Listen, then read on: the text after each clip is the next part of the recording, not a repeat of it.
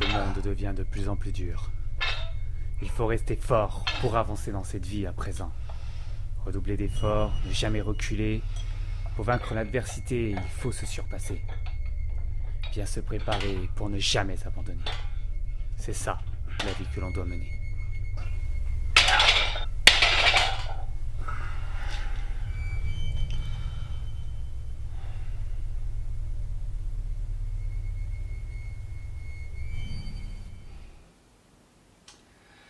Ouais, je sais, ça fait moins rêver que ça. Bonjour et bonsoir tout le monde, et bienvenue dans ce nouvel épisode de la version longue.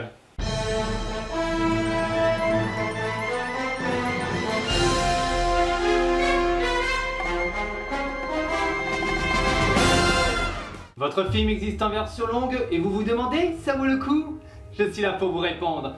Et aujourd'hui, on va parler d'un film qui a fait polémique. Entre ceux qui disent que c'est le meilleur film de super-héros de tous les temps et ceux qui disent que c'est le pire, vous l'aurez compris, on va parler aujourd'hui de Batman v Superman, l'aube de la justice, Ultimate Edition. Et avant de commencer à décortiquer la version longue, petit message. Face à la difficulté de cette analyse, les différences relevées ont été assemblées pour éviter que l'émission dure 3 heures, vu que j'ai tout de même comptabilisé Plus de 70 différences. Donc pour éviter que l'émission dure aussi longtemps que le film en lui-même, j'ai été obligé de faire ça. Vous avez bien ça en tête? Alors on y va.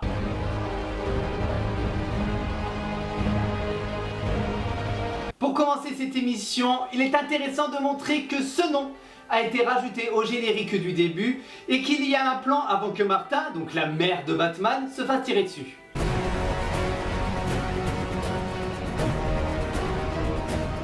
Bruce court dans les décombres et croise une femme avec un groupe d'enfants qui font la chaîne. Et au passage, Bruce prend une petite fille qui était à côté pour la mettre dans la chaîne afin de la sauver. Même en Bruce Wayne, ce type est un héros.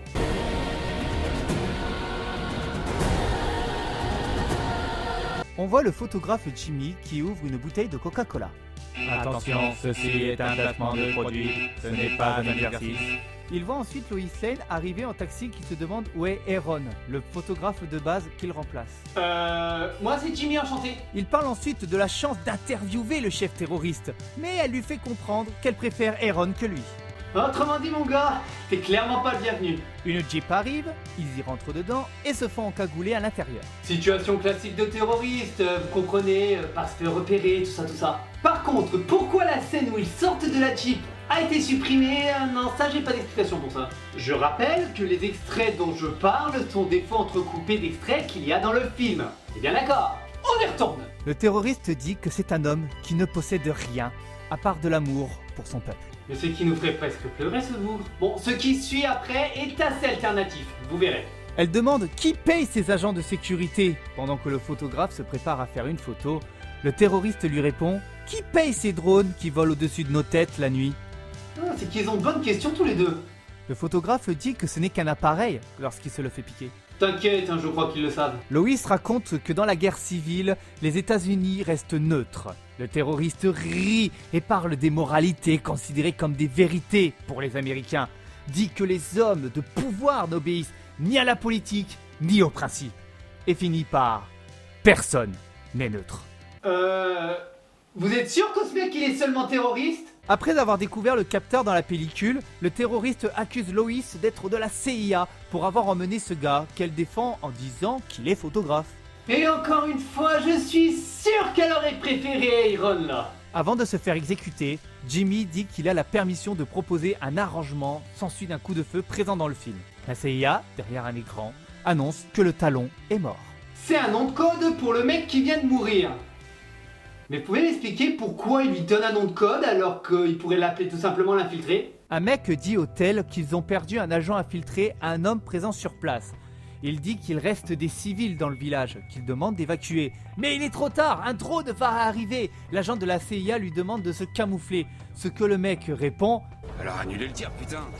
Bah oui, annulez le tir. Ils sont fous ces agents de la CIA. Mais la CIA confirme l'ordre et demande de maintenir leur position. Mais le mec prend son équipe en direction du village. Peuple versus CIA, l'aube de la compréhension primordiale. Et le plan où le terroriste est près de la porte a été supprimé. À croire que ces secondes étaient peut-être de trop, je sais pas. Enfin bref, je m'égare. Le plan où le mec trahit le terroriste en tirant sur ses alliés est rallongé et deux plans sont inversés. Bon, vu que l'émission sera déjà assez longue et que j'ai pas eu trop le temps, je vous laisserai chercher vous-même les deux plans inversés. Excusez-moi sincèrement. Puis on voit les gars qui se dirigent vers le village apercevoir le drone arriver, contrôlé par un membre de la CIA, qui les voit justement leur faire un joli doigt d'honneur. Je suis avec vous les gars. Après la sortie des motos, qui est dans le film, le mec autorise la mise à feu du drone. Le plan où les motos sortent est alternatif. Mais il y a une raison. Poursuivons. Le missile arrive, suivi avant d'un décompte, qui est détruit par un missile venant du village. Le drone est touché, mais le missile était en fait Superman. Qui de base n'était pas dans le village et qui donc bien entendu sort de nulle part, bien sûr. Mais bon. Bon, mais admettons. Les gars du désert arrivent après que Superman ait dégagé le terroriste. Ils y découvrent les villageois en larmes et en train de prier. Et c'est encore tellement d'actualité ça. Et dans les massacres que les autres ont fait avant, Loïs récupère son petit carnet. Non mais attendez, le carnet avant tout. C'est une journaliste oui ou non?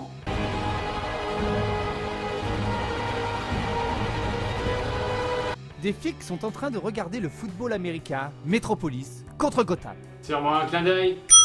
Quand ils reçoivent un appel qui dit qu'on aurait entendu des cris dans un immeuble, mais au départ, ils ignorent l'appel pour continuer à voir le match. Des policiers comme je les aime. Mais l'appel persiste jusqu'à ce que le policier réponde enfin et dise qu'ils vont aller voir et la voiture de police part.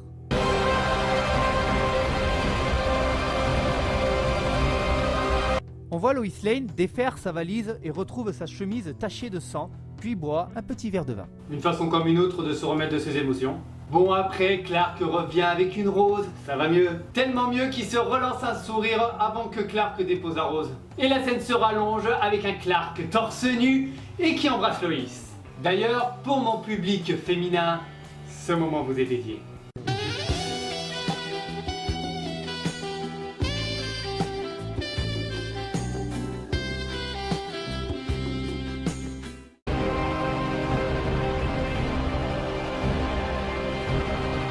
Luthor parle de l'origine du nom de l'entreprise qui serait son nom pour que son père puisse baratiner les investisseurs qui auraient trouvé ça émouvant. Ok. Non, dans un sens c'est intéressant de savoir ça. Et termine par un Tilex et Fekilex. Ah, cette tête à la fin veut tout dire. Moi non plus, je n'ai pas saisi ce que je voulais dire.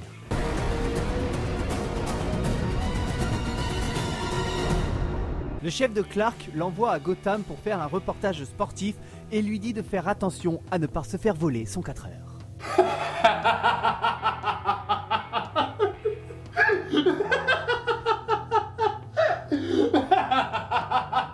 C'est pas drôle.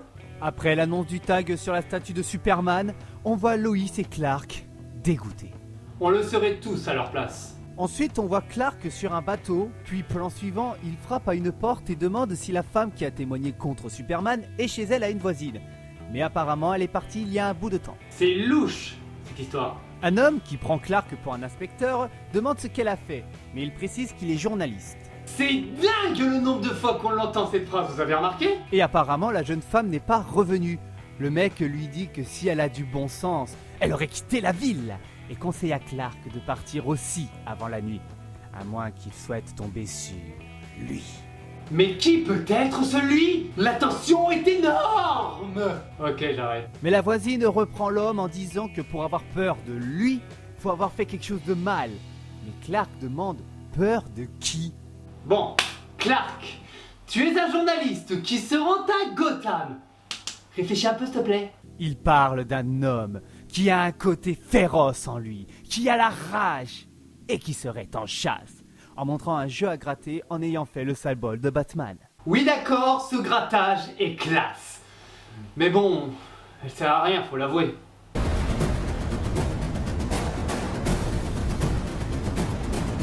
Après que Loïs ait montré la balle à son chef et précise qu'elle ne sait pas d'où elle vient, il lui dit que c'est elle la reporter, pas lui.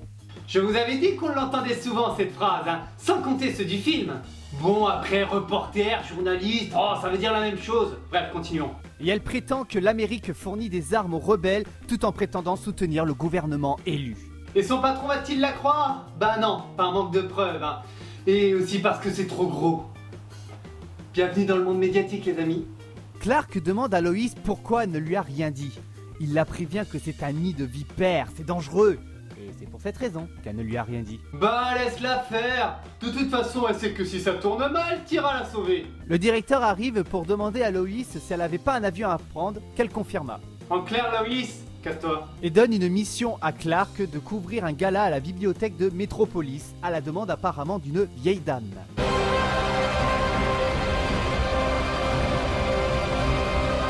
Dans sa bibliothèque, Lex Luthor propose un bourbon à la sénatrice qu'elle refusa car elle doit repartir vite.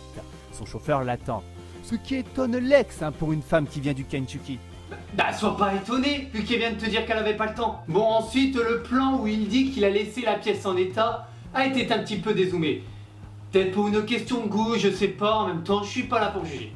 Et il plaisante sur le fait que son père pourrait revenir s'il gardait la pièce en état. Mais il sait que c'est idiot. Aussi idiot que de l'avoir prononcé pour rien.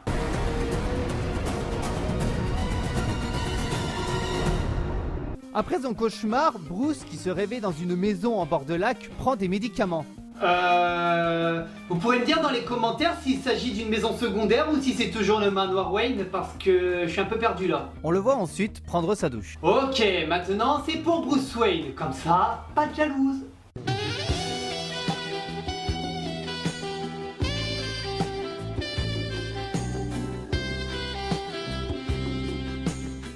Et plus tard, lors du gala à la bibliothèque de Metropolis, on voit un regard de Bruce au moment où Clark lui dit que les gens de Gotham vivent dans la peur, ce qui n'a pas l'air de lui faire plaisir.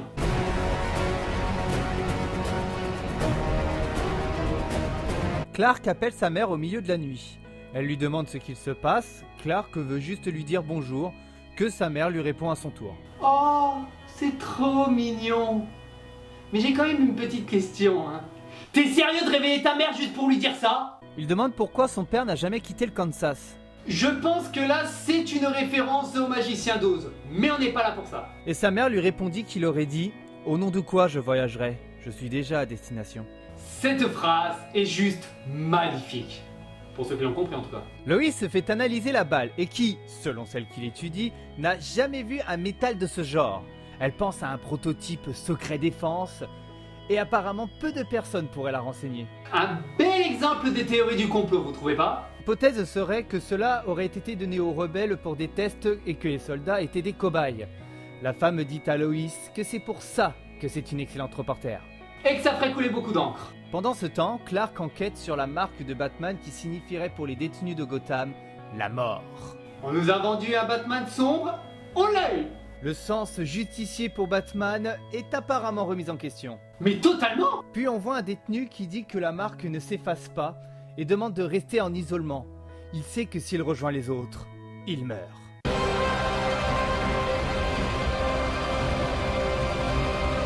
Le mec handicapé continue son discours en disant que sa femme l'a laissé tomber. Il rajoute que maintenant, il doit pisser assis sur la cuvette. C'est vrai que c'est triste que tu sois obligé de pisser assis. La scène suivante se déroule en prison où le Russe parle avec un détenu qui lui dit de s'en occuper. Il parle du prisonnier. S'ensuit du plan où le mec, avec la marque, arrive dans la cour de la prison. Deux détenus s'échangent une lame et arrivent devant le mec qui prend une grande inspiration. Vous croyez qu'il a vu sa vie défiler à ce moment-là? Le détenu le plaque contre le mur et le plante à plusieurs reprises sous le regard des autres prisonniers qui se regroupent autour du corps. Mais que font les gardes? Les gardes arrivent enfin et font disperser les gens du corps. Bon boulot les gars. Par contre, n'oubliez pas de mettre un truc dans votre rapport, hein. Négligez la mort d'un prisonnier.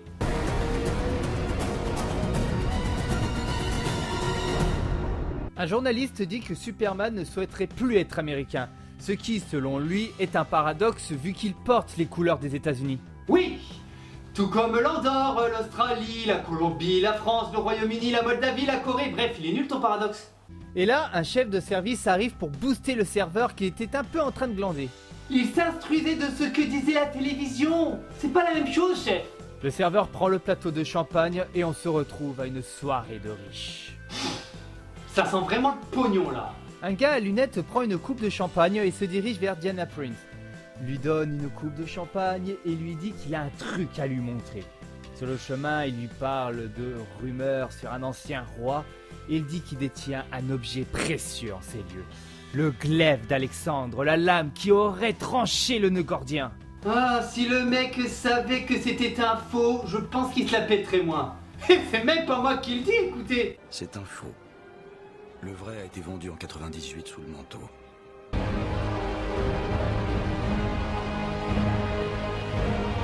Dans le rêve de Bruce, on voit un camion avec des personnes armées à l'intérieur. Ensuite, une vue d'ensemble sur le terrain, le Batman qui arrive, et le conducteur descend du camion. Batman observe, puis s'approche de lui. Puis la fusillade du rêve a été un peu rallongée avant le fameux nom de Batman. Et le meurtre au laser de Superman a été lui aussi rallongé. Voilà pour ce qui concerne le rêve.